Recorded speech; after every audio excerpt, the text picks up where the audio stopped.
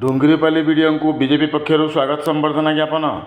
सूचना अनुसार राज्य सरकार पत्र संख्या 3032/22/2026 अनुसार डुंगरीपाली ब्लॉगर वीडियो श्रीजुक्त दिलीप कुमार बाड़ा को ओलुंडा बदली होता बेले स्थान में डुंगरीपाली वीडियो भाव में संजीव कुमार साहू नियुक्त होती। श्रीजुक्त साहू गतकाली बुधवार डुंगरीपाली कार्यभार ग्रहण करथिबा बेले आज अपराह्न प्राय 1 घंटा समय डुंगरीपाली ब्लॉक बीजेपी तरफ स्वागत संबर्धना ज्ञापन कराई।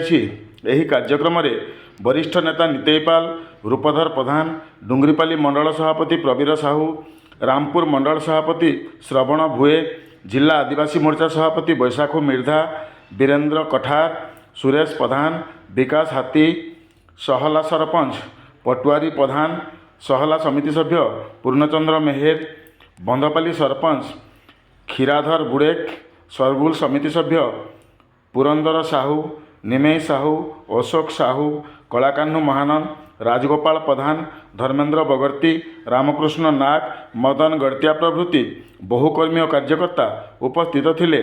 आलोचना बेले नवनियुक्त बीडीओ श्रीजुक्त साहू डुंगरीपाली ब्लॉकर सामग्रिक विकास पर प्रतिश्रुतिबद्ध बोली कहवा सहित एथिरे अंचलवासी सहयोग आवश्यक बोली मतामत रखिथिले।